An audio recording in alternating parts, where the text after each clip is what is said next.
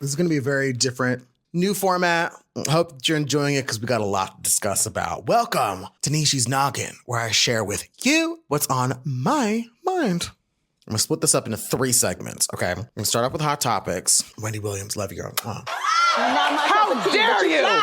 And then I'm going to talk about things that happened in Mexico, what me and those homosexuals did. There was one night when we turned the lights off, what we all did together. I don't think we ever did that before. So we'll talk about that and so much more. And then last, there's going to be something called Ask Aneesh. I've done this on my Instagram a little bit, but I feel like this is a better way for me to answer the question that you're asking me. So without further ado, let's get into it, honey. So hot topics. First thing, I'd asked about this on my Instagram, about quiet on set, the dark side of kids' television. A 4-episode miniseries basically about the dark side of Nickelodeon shows. And this was like the Nickelodeon shows that were mostly my era, how awful it was. All the different types of abuse that was happening there. But the big shocker was when Drake Bell, who starred on the show Drake and Josh, what was happening on these shows?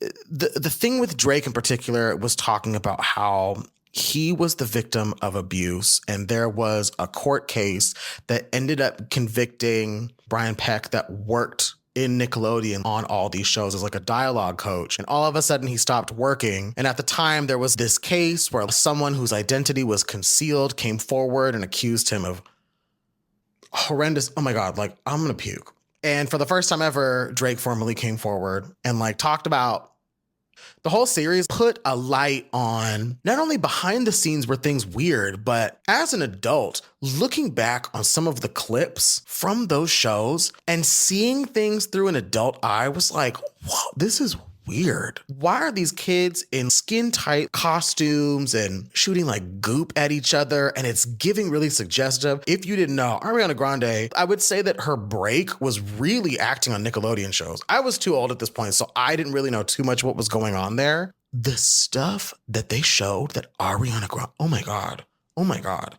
Not only were those children who were working on those sets being groomed, looking back on those clips, I'm watching that stuff and I'm like, were we getting groomed as kids? I'll never forget the time that my father walked in on me while I was watching Nickelodeon. And my father was very strict, so I didn't think anything of it. But I remember him watching, I forget what it was on Nickelodeon, but I know I was watching Nickelodeon because that was like the cool kids channel. He was like, why are you watching this? And I was like, it's a show for kids. It's on Nickelodeon. He was like, this is weird. Turn this off. But of course I didn't listen to him. Now in hindsight, I appreciate everybody who did come forward and talk about this. On the flip side, it's incredible that someone like Drake came forward to speak about what happened to him, because as awful as it must be to relive that and to go through that trauma and then to have to like tell us, you don't have to do that. You absolutely don't have to do that as someone who's gone through anything. But I've seen so many people go into Amanda Bynes' comment section and be like, what do you have to say about what happened on the Quiet on the Set series? Do you have any comments? I can't imagine what you went through. Tell us. What is wrong with you people? This is exactly what I was saying, where it's like, you don't care about justice for people that have been assaulted, for abuse victims. You don't give a shit about that. You're interested in the gossip. You're going directly to the source of the gossip and you're trying to dig more gossip out of their trauma when you need to go behind their back and talk about this with your girlfriends, guy friends, they friends. I put a comment in there on Amanda's most recent post on Instagram, basically saying, how dare anybody ask her to say anything about what has come out, just in general. How dare you? You should be ashamed of yourself. You are ashamed. That's Quiet on the Set. Woo, girl. Children should never be allowed to work. Period, the end. All you people that are monetizing your children. Death to all of them. The next big thing that I want to talk about is this article that came out on Variety that basically was talking about Jennifer Lopez and Justin Timberlake aging without grace. I gotta say, I agree. The previous job that I had, the song that him and the rest of NSYNC put out on the Troll soundtrack, before it was even announced, I got to listen to it and I was like, this is a cute song or whatever. But I specifically asked the record label, they're gonna come back. Like, this is clearly like teasing a comeback. And he was like, I mean, we'll see. I'm sitting there and I'm thinking, so they put a song out and that's it? Like, you're gonna just dangle the fruit in front of the fans and then just walk away? And all for that to be just the teaser for Justin Timberlake to make his comeback. And what, oh my God. God. I'm sorry. And again, at the time when I was working in the industry, this was around the time that Justin's single Selfish came out. And I listened to the song and I was like, this is really mid. And it's really weird to me that this is his comeback single. I don't think this is going to go anywhere. Of course, everybody in Power was just like, ridiculous. This is going to be amazing. I'm like, okay, whatever you say. The song didn't do anything. The SNL appearance where he kind of tried to take over the opening monologue, he popped out. It was like, girl, what's happening? This was funnier in a different time. And it was also funnier respectfully when everybody was younger. There's this younger woman that is trying to have her moment to promote this horrible movie. But she's trying to have her moment. This is her time to shine. Please go away. We didn't forget what you did. We didn't forget what you did with Britney. We didn't forget what you did to Janet. And posting an apology on your Instagram, and then you're doing press performances for the song Selfish and this new album that came out that nobody's thinking about. And what was that one performance you did where you said like, I can take this opportunity to apologize to absolutely nobody. Justin. You need to reunite with NSYNC. I don't know why you teased us in the beginning with that just to do your solo project. Just release an NSYNC album and do an NSYNC tour. Like, whatever. Now we got to move on to Jennifer Lopez, who's getting so much heat on social media. It's been bubbling for a while. I feel like this started when people were doing on TikTok. They were like, tell us about a time that you had a bad interaction with a celebrity. And this was when I learned so many different people who work in the restaurant industry were talking about how they had served Jennifer, and everybody had the same story that somebody else would pay and the person who paid would leave like a cash tip. She would grab the tip.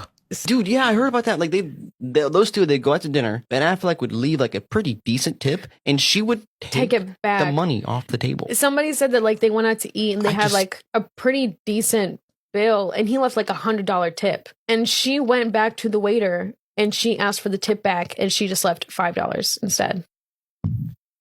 But apparently, a lot of people who have served him will say like, yeah, she does not tip well, or she changes tip, she'll take it back. Girl. And I saw at least 3 different people talk about it at the time, right? Then she dropped whatever the hell that thing was on Amazon Prime. This Is Me Now, the musical movie of the Jennifer Lopez cinematic universe. I don't know how else to explain it other than that. The J-Lo CU. It was giving everything but a hit. So I tried to watch that thing sober, wasn't working for me. Then I tried to sit down and watch it inebriated. I couldn't watch it. I literally could not finish that film. Now, one of the things that I felt like was much better was the documentary, because not only did she release that movie thing, but then she did a behind the scenes documentary, which I felt like it was more cohesive. It was easier to follow and to understand. Now, I will say for me, I came up in an era of making a video on MTV, the E! True Hollywood Stories. So I'm of the era that lived for that stuff. And I know that she came up in that era as well. In 2024, when we are on average struggling to make ends meet, losing our jobs left and right, seeing somebody that is worth millions of dollars talk about the struggle it is to be an artist when you end up investing $20 million of your own money, and you talking about how it's really hard out here to be an artist. Girl, $20 million to make that? Huh? So everybody hates J-Lo now. Like, that's been the vibe. If you're not seeing that on social media, then you're probably not on TikTok.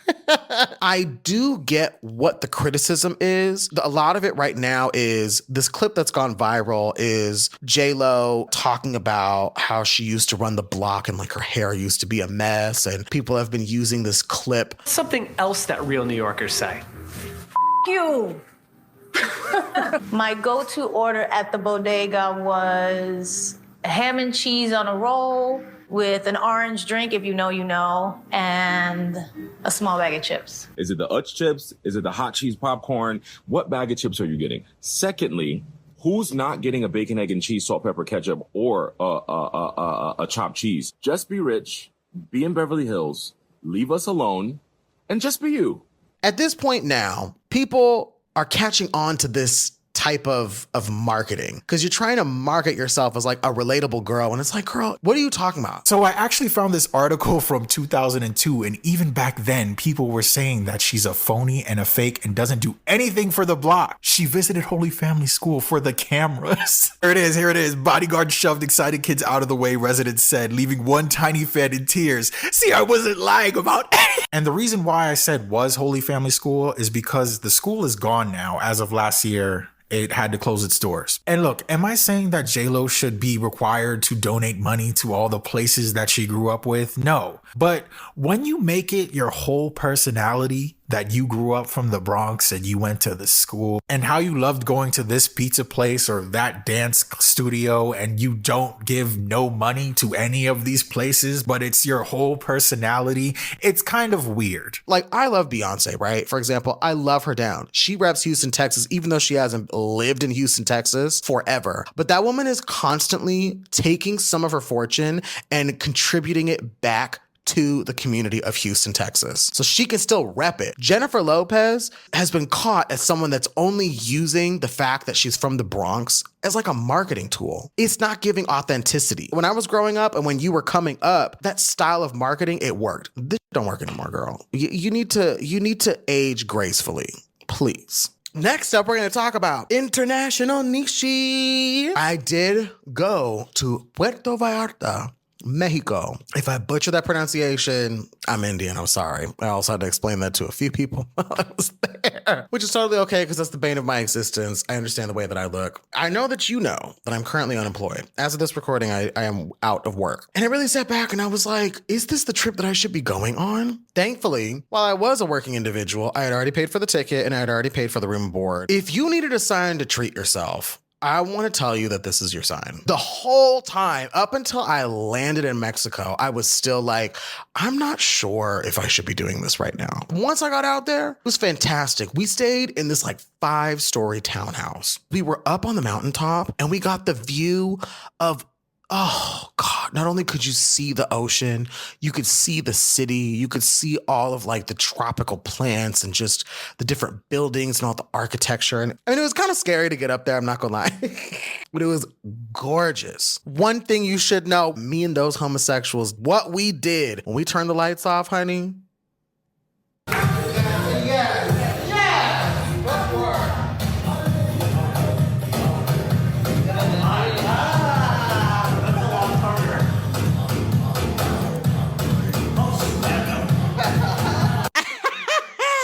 So, of course, assisted by alcohol. This was like the last night of the trip. Girl, listen, when you're going out with people that got money, these people hired a cute couple. Their names are Pepe and Charlie. They come to your home and they cook you a meal, a multi-course meal. They came and they cooked for us. And afterwards, they were like hanging out with us because it's a group of 7 gay men. And then you add 2 more into the mix. And somehow Indian weddings came up. And for whatever reason, I ended up giving like a dance lesson to them. I don't know what happened. I thought this was a joke. I started teaching them the lesson of like twisting the light bulb. And that's like a really, really simple dance move that's in a lot of like the Indian movies that I saw growing up. So we're doing like this dance lesson. I'm like, 1, 2, 3, 4, 1, 2, 3, 4. And after we finish it, everybody, again, I couldn't tell if they're being serious or not, but everybody was like, oh my God, this was so fun. I learned how to do a dance move. This is so great. Yeah. Cut to dinner's over. Pepe and Charlie like go on their merry way. We're continuing to have the drinks and we're putting on music and everyone's dancing and we all start like just dancing together. We turn the lights off. There were these cool like color changing light bulbs that were in the place and we just started dancing. I continued doing my dance lessons. I was like, you know what? I'm feeling myself. I haven't felt like I've had a purpose for the last like month, almost 2 months now. Everybody was really engaging and we all got together. We did some dance. It was just so great. Again, if you're looking for a sign, like if you're thinking about doing something for yourself to treat yourself and you're looking like, I don't know, should I do this? Is this yes, do it. I don't care if you're pulling out the credit card. We only live once. I'm not saying that you're supposed to do every single thing that comes to your mind, but if it's that one thing that's been on your mind that you want to treat yourself, a massage, going out to a restaurant, taking that trip, whatever, honey, do it.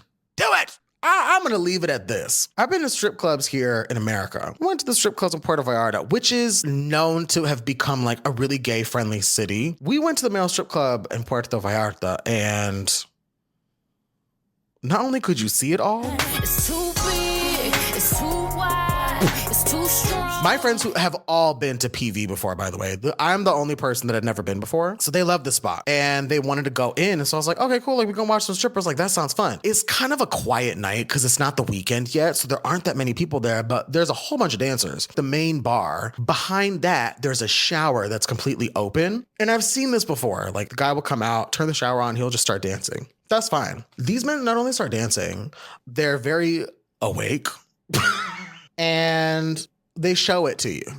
Everything is out there. That's not all. I'm seeing them and I'm also noticing, like, I'm not like, oh my God, that's so sexy, I can't wait to touch him. I have a lot of respect for the art of dancing like that. A couple guys had danced and I had noticed that nobody was there. And so like the tip jar was really empty. Tips. So I threw a $5 bill into the tip jar with this one guy who genuinely was like really sexy. And he had a whole lot going on. So whenever the dancers are done, then they come around and just kind of like mingle with the people that are at the bar. I didn't know that when you drop a tip in the jar, that's a signal to the dancer like, oh, you like me. I'm going to go talk to you and see if I can get some more. So he comes over. Again, he is standing up strong and hard as he's walking around. And he comes right up to me and he's just like, hey, you enjoyed yourself? And I was like, oh yeah, you did great. He was like, do you want some more? And I'm just like, I think I'm good. Slaps that thing into my hand. Oh, it slapped it into my hand. I was just like, oh. Basically, I found out that it's not just stripping that happens at that club. It's more. And he was offering more for a price. I learned that I'm just not that girl. I thought I could be. I'm just not. Definitely not in front of all my friends. So, another Pepe. What can I say? Now, finally, we're going to end Neeshi's Noggin with the segment I'm calling Ask Aneesh, where I'm taking questions from you, and I'm going to give you my honest feedback. I'm going to make sure that this stays anonymous. And it says, Aneesh, I need your advice. I've been married to my man, and he is great, ... Oh, not ... But I have this younger coworker, and we went to get drinks after work. This coworker invited some people outside of work, so I meet this guy who is so handsome. And he was giving me the eye, which was very, let's just say nice, haha. He's definitely younger, but probably 27 years old. I admit I am 39 years young. Okay, girl. And this man messaged me on Instagram. Oh, trying to see what's up. Oh my God. We haven't done anything, but first of all, there are pictures of my husband and kids all over my page, so this dude knows and clearly does not care. I just feel like I kind of want to live a little and see where things could go with this guy. Am I crazy? Help. What do you think I should do? Now, I know that you're a woman. I'm just going to assume straight here. And I'm going to say this. Straight people, come here. I need you to come here. It's just you and me right now, all right? I need you and me, okay? I need y'all to come out of the closet. Yeah. You heard me. I'm a gay man. I've been out of the closet for 15 years now, fully out. The process of coming out, I don't mean that like all straight people are gay. I'm definitely not that person. I don't believe in that. I think that the advantage that we have as queer people, that the queer people that do end up coming out, is that like you have to have like a certain understanding of who you are as a person before you do that. As straight people, I used to think that this was a privilege for y'all, but like now I'm realizing that you have this whole plan that's set out for you. You grow up, you find somebody, you get married, you get a house, you have kids, you raise them, and then you die, right? That's supposed to be your life. The whole timeline, that's what it's supposed to be. Maybe not all of that is for you, or maybe you'd like to sprinkle a little extra along the way. And there's no problem with that, because it's like a running joke in the gay community, with gay men in particular, that if you're in a long-term relationship, that relationship is open. I feel like there's so much more taboo in the straight community about opening up a relationship, about exploring different options. And I just don't get it. I just don't get it. You should be talking to your husband about this, and you should feel comfortable enough to talk to your husband about this, or your partners in general. What is the issue? For the past near decade, cheating, with straight people cheating has been like just constantly around. So like maybe I'm getting burnt out of it, because it's just always there. It's always, what do I do, Aneesh? I think my person's cheating on me. Blah, blah, blah, blah, blah. Girl, y'all need to have these conversations with each other. I don't understand this lack of communication. You're communicating more with me than you are communicating with your person, which is wild. Like, I can't get on TikTok without seeing those videos of that. If your husband's name is Nick and he was hanging out at the bar last Friday, well, I have a video of him taking his ring off. Oh my God. What's the big deal? What's the big deal? Not in him betraying his marriage, because that's the part that's messed up. What is the big deal in someone who is currently in a relationship with somebody else, but is interested in having a moment with a brand new person? Like, let's bring Nick into, let's bring the fake Nick back into this, and let's say Nick is married to Mary.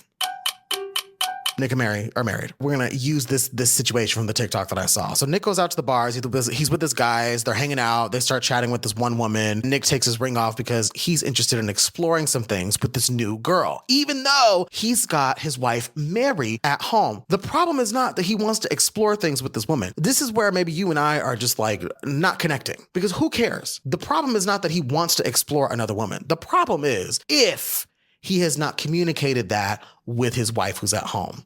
Because if you guys have communicated that and you're like, hey, listen, I kind of want to fling, because I could understand dealing with one person for the rest of your life, one person's body for the rest of your life, that sounds really boring. Now I'm going to go back to the coming out thing. We need to be open and honest about all of our interests with each other, because I feel like that's a better way to progress. Girl, if I were to show you the men that have talked to me, and honestly, any gay man for that matter, I'm sure anybody, period. Now I'm going to use one of the DMs that I've gotten in the past as an example. You're a man. You're married to your woman. You've dated women exclusively for your entire life now, and you're 30 years old, right? You see me, and you're like, ooh, I don't know what's going on, but I like that. I'm going to see what that's all about. Why can't he just go and see what it's all about? Why does it have to be a secret? I need y'all's community to get it together. You guys need to like really start to explore and be honest with each other, because y'all have the kinks, y'all have the fetishes, y'all have the wandering eyes in the same way that every other community does, because that's just part of humanity and sexuality. It's long overdue that we get over it. So get it together.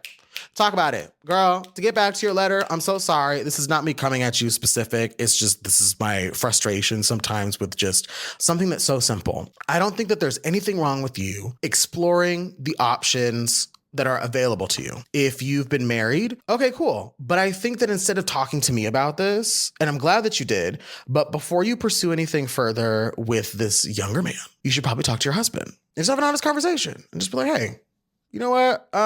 There's this younger man that's trying to get inside of me, and I want to let him. So with that being said, this is a different style of Neeshi's Noggin. I'm trying to explore adding multiple elements into the conversation. I hope you enjoyed yourself. I would love to know what your thoughts are on this particular topic. If this woman asked you this question, right? Told you the same scenario and asked you, what should I do? What advice would you give that person? I would love to see your comments below. Thank you so much for joining me once again for another episode of Neeshi's Noggin, where I share with you what is on my mind. I hope that you have a wonderful, wonderful rest of whatever it is right now, because this is YouTube. So you could be seeing this in the daytime, the nighttime, 2 weeks from now, when it premieres, or honestly in 5 years. I don't know what's happening, honey, but I'm wishing you all the best. And I do know that at this point now, there's a video right here and there's a video right here, so you can check it out. But thank you for checking me out. Mwah. Bye.